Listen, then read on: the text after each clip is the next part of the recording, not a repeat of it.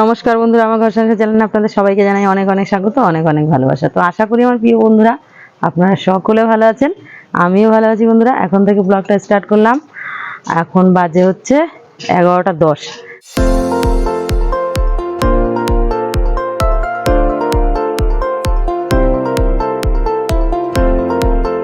সকাল থেকে সমস্ত কাজকর্ম শাঁ শাঁ শাঁ শাঁ করে করেছি বন্ধুরা। আজকে কিন্তু একটা ভূতের গল্প দেবো, তো একদম ভিডিও স্কিপ না করে পুরোটা দেখতে থাকুন। আশা করি আপনাদের খুব ভালো লাগবে, আশা করি না, সত্যি বন্ধুরা খুব ভালো লাগবে। তো সকাল থেকে কি কি কাজকর্ম করেছি সেটা একটু আপনাদেরকে দেখাই, মানে কি করেছি কাজকর্মগুলো তো শেয়ার করিনি, কি কি করেছি সেটা একটু। বাইরে তো প্রচুর রোদ উঠেছে বন্ধুরা, আর রোদটা দেখে আমি ঠিক থাকতে পারলাম না। যে কটা বাদ বাকি কাচাকুচি ছিল, কালকে তো অনেকগুলো কাচাকুচি করেছি, দেখিয়েছি আপনাদেরকে, আর বাদ বাকি যে কটা কাচাকুচি ছিল আজকে করে নিয়েছি। আর এই দেখুন এখানে আমার ভেবলিশোনা ঘোরাঘুরি করছে, যেহেতু সামনের গেটটা আমার বন্ধ, ওই কারণে। তোমার রান্না বান্না কিন্তু সেরকম কিছুই হয়নি। এই দেখুন আমার মিনি সোনা এখানে বসে আছে, আর একটা সোনা কোথায় গেছে জানি না। ওদের সব খাওয়া দাওয়া হয়ে গেছে, যেহেতু 11টা বেজে গেছে, সকালে খাওয়া তো ওদের অনেক আগেই হয়ে গেছে, আমাদেরই একটু দেরি হয়। এগুলো সোনা মনের আনন্দে এখানে ঘুরছে। শোনা ঘরে চলো, ঘরে চলো, রোদে ঘুরলে জিভ বেরিয়ে যাবে এক্ষুনি। চলো তো বাবা। কাচাকুচি করে নিয়ে এখানে গায়েতে জল ঢেলে নিয়ে ঠাকুরকেও দেন। এখানে মা পুজো দেয় সকালবেলা, আমি তো বলেছি আপনাদেরকে মা পুজো দেয়। আমি যে বাবার মাথায় জল ঢেলে নিয়েছি। আজকে শনিবার বন্ধুরা, সেই জন্য বজরংবলীকেও কিন্তু আমি তেল সিঁদুর দিয়ে নিয়েছি। এই যে শনি মঙ্গলবার তেল সিঁদুর দিতে হয়, তো আমি বজরংবলীকেও তেল সিঁদুর দিয়ে নিয়েছি। মা মনসাকে দিয়েছি তেল সিঁদুর, সবাইকে তেল সিঁদুর দিয়ে বাবা ভোলানাথকে মাথায় জল ঢেলেছি। আর এই দেখুন আমি না ওদের তো একটুখানি ছোবড়া ফোবড়া এইসব পেতে দিয়েছি বন্ধুরা। আপনাদের দাদাভাই বললো কি একটু ছোবড়া পেতে দাও, পাখির জাত তো, মানে পায়রাগুলো ওখানে বসতে পারবে। কিন্তু মিঠাই গিয়ে বসে, মিঠুকে বসতে দেয় না। ওই যে মিঠু ওই কোনায়, মিঠাই এই কোনায়। কি হয়েছে সোনা? তো রেগে গেলে হবে, শুধু রেগে যাও তুমি। এই দেখুন শাড়িটা হচ্ছে মায়ের, মানে এই বাড়ির মায়ের। তো মা শাড়িটা পরে না, আমাকে বলেছিল পরার কথা, আমিও পরি না, যেহেতু একটু সাদা সাদা, অতটা লাইট কালার আমার ভালো লাগে না, সেই জন্য এই শাড়িটা আমি এখানে কভার করে দিয়েছি ড্রেসিং টেবিলের। ভালো লাগছে কি না কমেন্টে জানাবেন কিন্তু বন্ধুরা। এইভাবে ড্রেসিং টেবিলে পুরো কভার করে দিয়েছি। এই যে শাড়িটার ছাপাগুলো সুন্দর, মানে প্রিন্টটা সুন্দর আর কি, এটা ছাপা না, সুতোর কাজ করা। আর এইখানে আমাদের আর মিষ্টি সোনাকে তো দেখায় আপনাদের, ওই যে মিষ্টি সোনা মায়ের দুধ খাচ্ছে, এতক্ষণ দুষ্টুমি হচ্ছিল। এইখানে রান্নাঘরে কিন্তু সবই এখনো ছড়ানো ছিটানো। আমি সে করেছি কি, এখানে করেছি ভাতটা প্রচুর গরম বন্ধুরা। এই যে দেখুন ভাতটা হাঁড়িতে একটু খোলা, ঢাকনাটা খোলা রেখেছি। আর ওখানে প্রেশার কুকারে এই যে ডাল সিটি মেরে নিয়েছি, ডাল আলু একসাথে সিটি মেরে নিয়েছি। আপনাদের দাদাভাই এনেছে এখানে মাছ, ভোলা মাছ এনেছে, ওই যে প্লাস্টিকে, এখন খুলিওনি। তো সেই মাছটা কেটে নিতে হবে। তার আগে আপনাদের সাথে গল্প করবো বন্ধুরা, আজকে কিন্তু ভূতের গল্প করব, ভীষণই ভালো একটা ভূতের গল্প করব। আর এই যে এই দুটো গাছ এখানে রেখেছি, যেহেতু ইনডাইরেক্ট সানলাইট দরকার এই গাছের, সেই কারণে এখানে একটু রেখেছি। যদিও আমার জানলা দিয়ে রোদ ঢোকে না এদিকে জানলা দিয়ে, তাও রেখেছি। বাইরের আলোটা তো পাচ্ছে, একটু তাপ তো পাচ্ছে, সেই কারণে। তো চলুন বকবক করে সময় নষ্ট না করে একদম চলে যাই মূল গল্প। তো বন্ধুরা আজকে যে ঘটনাটা আপনাদের সাথে শেয়ার করব, এটা কিন্তু একদম সত্য ঘটনা, কোনো বানানো বা কাল্পনিক গল্প না। তো গল্পটা হচ্ছে, মানে ঘটনাটা হচ্ছে, মেয়েটি হচ্ছে কালনা, মানে অমনিকা কালনায় মেয়েটির বাড়ি, আর ছেলেটির বাড়ি হচ্ছে সাতবেরিয়া। তো কালনার থেকে মেয়েটি মাঝে মাঝেই বেড়াতে তার মাসির বাড়িতে সাতবেরিয়াতে আসতো। সাতবেরিয়াতে আসার ফলে মেয়েটি আসলে পরে মাঝে মাঝে তার মাসির বাড়িতে যখন আসতো বেড়াতে, তখন তার মাসির মেয়ে, তারপরে মাসির যায় মেয়েদের সাথে ওদের ওখানে সাতবেরিয়ায় যে স্টেশনটা, ওখান থেকে রেল লাইন ধরে হেঁটে গেলে কিছুটা দূরে শাঁখোমুখ বলে একটা জায়গা আছে। সেই শাঁখোমুখে গিয়ে কিন্তু ওরা বেশ সব মেয়েরা মিলে বসে গল্প করতো, এসে করতো।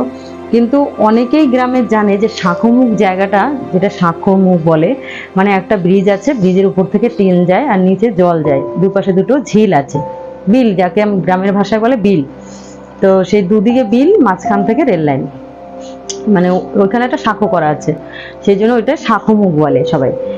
তো শাঁখোমুখ জায়গাটা ভালো না সেটা অনেকেই জানে বন্ধুরা ওই গ্রামের, কিন্তু তবুও নির্জন যেহেতু জায়গাটা অনেকটা, সেই কারণে কিন্তু অনেক মানুষই শাঁখোমুখে ওখানে ঘুরতে আসলে ওই গ্রামে যায়। অনেকটা ওইখানে একটা তুলো গাছ আছে আর শাঁখো আছে। তো ব্রিজ হয়ে গেছে, কিন্তু কেউ ব্রিজ বলে না, শাঁখোমুখী বলে। যাই হোক, তো ওই মেয়েটাও ওইখানে ঘুরতে গেছে। এবার ওরকম অনেকবার যেহেতু মাসির মেয়েদের সাথে, তারপরে তার মাসির জায়ের মেয়েদের সাথে, অনেক মেয়েরা ওদের মাসির বাড়িতে, তাদের সাথে অনেকবার গেছে। জায়গাটা, মেয়েটার নাম হচ্ছে দেবযানী, তো জায়গাটা দেবযানীর খুব ভালো লেগেছে। যাওয়ার পরে এবার দেবযানী মাঝে মাঝে ওর মাসির বাড়িতে আসলেই ওই জায়গাটায় ঘুরতে যেত। ঘুরতে গিয়ে ওখানে বন্ধুরা একটি ছেলের সাথে দেবযানীর আলাপ হয়। একটি ছেলের সাথে যখন দেবযানীর আলাপ হয়, তখন সেই ছেলেটির সাথে মাঝে মাঝে দেখা করার জন্য কিন্তু দেবযানী ঘন ঘন মাসির বাড়িতে আসতে শুরু করে। দেবযানী তখন কলেজে পড়ে, আর দেবযানী কলেজে যেহেতু ফার্স্ট ইয়ারে পড়তো, দেবযানী কিন্তু পড়াশোনায় ভীষণ ভালো ছিল, আর ভূত পেতে দেবযানী একদম বিশ্বাস করতো না। এবার যার জন্য দেবযানীর মাসির বাড়িতে আসা ঘন ঘন দেবযানীর মায়ের একটু সন্দেহ হতে শুরু করে যে এতবার ওপরে অম্বিকা কালনা কোথায় আর সাতবেরিয়া কোথায়, অনেকটাই দূরত্ব বন্ধুরা, যারা আপনারা চেনেন। তো এতবার করে ও ঘন ঘন কেন মাসির বাড়িতে যাচ্ছে। তো সেইখানে ওই ছেলেটার সাথে আলাপ হয়, তখন দেবযানীর মা বুঝতে পারে যে ও কোনো প্রেমে টেমে পড়েছে। দেবযানীর মা একদিন জিজ্ঞাসা করে, হ্যাঁ রে, তুই কি কাউকে ভালোবাসিস সাতবেরিয়ার, যে তুই এত ঘন ঘন ওখানে যাস? তো তখন দেবযানী ওর মাকে বলেই ফেলে যে মা, এরকম একটা ছেলের সাথে আমার আলাপ হয়েছে। বলছে ওর বাড়ি কোথায়? বলছে ওর বাড়ি শুভরত্নপুরে। বলছে তো ও কি তোকে ওর বাড়িতে নিয়ে গেছে কোনো সময়? বলছে না মা, আমরা ওখানেই দেখা করি মাসির বাড়িতে গেলে, আর ওইখানেই আমার সাথে ওর আলাপ। ছেলেটা কি করে না করে, দেবযানী বলছে আমি মা ওইগুলো কিছু জিজ্ঞাসা করিনি। দেবযানীর মা যথারীতি মেয়ের মুখ দিকে এই কথা শুনে বন্ধুরা, দেবযানীর মা তার বোনের সাথে কথা বলে। তার বোনের নাম ছিল সীমা। তার বোনের সাথে বলে যে সীমা, তোদের ওখানে গিয়ে এরকম বিনয় নামের একটি ছেলের সাথে দেবযানীর আলাপ হয়েছে, তো ওরা দুজনকে ভালোবাসে খুব, তুই একটু ভালোভাবে খোঁজ খবর নে। তো ওর মাসি সেরকম একটা গ্রাম থেকে, মানে ঘরে থেকে বেরোতো না, গ্রামের বউরা যা করে আর কি। আজ থেকে প্রায় 23 বছর আগেরকার গল্প করছি বন্ধুরা আপনাদের সাথে। তো ওর মাসি বললো ঠিক আছে, আমি খোঁজ নেবো দিদি। তো ওর মাসি দিন যায়, মনে থাকে না, চাষিবাসী পরিবারে বিয়ে হয়েছে তো মাসিরও। তো ওর মা আবার বললো, কিরে খোঁজ নে। বলছে আমারও একটু সন্দেহ হয়েছিল যে দেবযানী কেন এত ঘন ঘন আমাদের বাড়িতে আসছে। তো বন্ধুরা ও একা একা শাখো মুখে গিয়ে ওই ছেলের সাথে ঘন্টার পর ঘন্টা গল্প করতো, ওখানে দেখা করতো। তো একদিন ছেলেটাকে বলে যে তুমি তোমার বাড়িতে আমাকে নিয়ে যাচ্ছ না কেন? আমার মাকে সব কথা বলেছি। বলছে এ কি করেছো তুমি, কেন মাকে বলতে গেছো? বলছো মা, মাকে বলবো না, আমরা তো ভবিষ্যতে বিয়ে করবো, তাহলে মাকে তো বলতেই হবে। তো বন্ধুরা ছেলেটা একটু রেগে যায় দেবযানীর উপরে। তারপরে দেবযানীর মা আবার ফোন করে, মানে এসে করে খবর দিয়ে ওর মাসিকে জানায় যে সীমা, তুই একটু খবর নে না ভালো করে, তাহলে আমরা গিয়ে ওর বাবা মার সাথে কথা বলবো। তো দেবযানীর মাসি যখন তার স্বামীকে বলে যে শুনছো, একবার খোঁজ নাও না, যে এরকম দেবযানী ভালোবাসে একটি ছেলেকে, শুভরত্নপুরে বাড়ি, তার বাবার নাম এরকম অমুক। তোমার বলছে কি, দেবযানীর মেশো যখন খবর নেয়, তখন জানতে পারে যে ছেলেটি 2 বছর আগে ওইখানেই শাখো মুখেই বন্ধুরা রেলে কেটে মারা গেছে। তার কারণ হচ্ছে ছেলেটি একটা মেয়েকে ভালোবাসতো, ছেলেটিরা হচ্ছে ব্রাহ্মণ আর মেয়েটির বাড়িতে ছিল নমশূদ্র, সেই জন্য নাকি মেনে নেয়নি। সেই জন্য ছেলেটি আত্মহত্যা করে ওখানে মারা যায়, রেলে কাটেই মারা যায়। মারা যাওয়ার পরে সেই ছেলেটির আত্মা ওখানেই ঘুরতে থাকে, ওখান থেকে তার আত্মা কিন্তু মুক্তি পায়নি বন্ধুরা।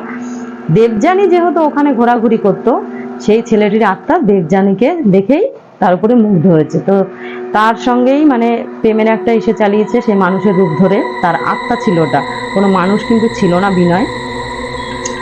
তখন দেবযানীর মাসির তো মাথায় বাজ পড়েছে, বলছে কি বলছো, 2 বছর আগে যে ছেলেটি মারা গেছে সে কি করে দেবযানীর সাথে দেখা করে?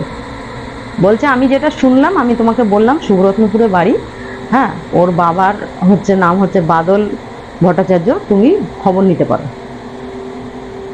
বাদল ভট্টাচার্যের ছোট ছেলের নাম হচ্ছে বিনয় ভট্টাচার্য, বড় ছেলের নাম হচ্ছে স্বপন ভট্টাচার্য। তো বন্ধুরা ওর মাসি কিভাবে ওর মাকে বলবে বুঝতে পারছিল না। ওর মা যখন আবার বলেছে সীমা তুই খবর নিয়েছিস, তখন বলছে দিদি এই ব্যাপার। বলছে কি বলছিস, এরকম আবার হয় নাকি, তুই কি ইয়ার্কি মারছিস আমার সাথে? বলছে না দিদি, সত্যি এরকম। তো ভালোভাবে এসে ওর বাবা মা যখন গ্রামে খবর নেয়, তখন সত্যিই জানতে পারে যে ছেলেটি 2 বছর আগে ওইখানে রেলে কেটে মারা গেছে। তখন দেবযানীকে সবাই মিলে বুঝায়, দেখ তুই যে ছেলেটিকে ভালোবাসিস বলিস, সেটা তোর মোহ একটা, ওই ছেলেটি কোনো মানুষ না, ও একটা প্রেতাত্মার পকড়ে পড়েছিস তুই। একটা প্রেতাত্মার কবলে পড়ে আমি ভালোবেসে ফেললাম দেবযানী। তো কিছুতেই বিশ্বাস করতে চায় না বন্ধুরা, কিছুতেই বিশ্বাস করবে না সে প্রেতাত্মা। আমি ওইসব মানি না, আমি আবার বিনয়ের সাথে দেখা করবো। তো বন্ধুরা যথারীতি সে বিনয়ের সাথে আবার দেখা করতে যায়। যে যখন বিনয়কে বলছে যে এরকম সবাই বলছে তুমি নাকি প্রেতাত্মা হ্যান ত্যান, হ্যাঁ বিনয় যথারীতি তার সামনে এসছে আবার। সে তখন বলছে কি যে সবাই যেটা বলছে সেটাই সত্য, তুমি আমাকে কথা দিয়েছিলে যে আমি যেমনই হই তেমনই তুমি ভালোবাসবে, আমাকে কোনোদিন ছেড়ে যাবে না, ঠিক আছে? তো আমি যদি আজকে সত্যি প্রেতাত্মা হই তুমি কি আমাকে ছেড়ে যাবে? বলছে এটা কিরকম কথা, মানুষ হয়ে আমি প্রেতাত্মার সাথে সংসার করবো না প্রেম করব? বলছে সত্যি আমি প্রেতাত্মা, তুমি দেখবে যে আমি এইখানে আমার কিভাবে মৃত্যুটা হয়েছিল। তখন বন্ধুরা ও মাথাটা ঘুরিয়ে দেখাচ্ছে, মানে আপনারা ভাবতে পারবেন না দেবযানী ওই দৃশ্য দেখে পাগল হয়ে গেছে। যেমন মাথাটা ঘুরিয়ে দেখাচ্ছে ওর মাথাটা পুরো থ্যাতলা ভ্যাতলা হয়ে গেছে টেনে বাড়ি খেয়ে, মানে রেলে গলা দিয়েছিল যেহেতু, পুরো মানে বিকট একটা ব্যাপার। যেটা দেবযানী পাগল হওয়ার আগে বারবারই বলতো, পাগল হয়ে গিয়েও কিন্তু দেবযানী এই কথাটা বারবার বলেছে যে বিনয়ের কোনো শরীর মানে মুখের কোনো আকৃতি ছিল না, যেহেতু পুরো থেতলে গেছিল মুখটা। আর ওই দৃশ্য দেখে দেবযানী ওখানে অজ্ঞান হয়ে পড়ে যায় বন্ধুরা।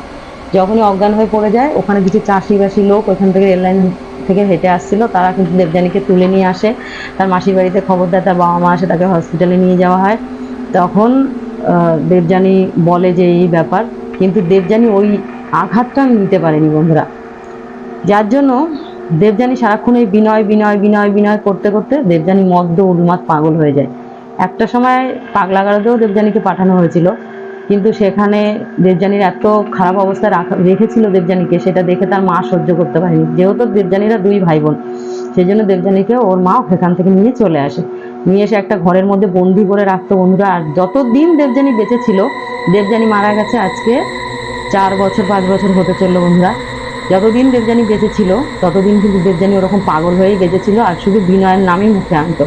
তো বন্ধুরা এই ছিল আজকে দেবযানীর গল্প, মানে একটি ভৌতিক ঘটনা, মানে প্রেমিক ভূত। আপনারা কি এরকম ঘটনা আগে কখনো শুনেছেন? কিন্তু এটা কিন্তু মানে একদম সত্য ঘটনা বন্ধুরা, কোনো বানানো বা কাল্পনিক ঘটনা না। আপনাদের সাথে আজকে শেয়ার করলাম। যদি ভিডিও ভালো লাগে অবশ্যই লাইক কমেন্ট শেয়ার করবেন, আর চ্যানেলটি সাবস্ক্রাইব করে আমার পাশে থাকবেন। দেবযানীর কথা বলতে বলতে নিজেরই খুব খারাপ লাগছে, যেহেতু চোখের সামনে মেয়েটাকে আমরা সবাই দেখেছি। তো আজকের মতন টাটা।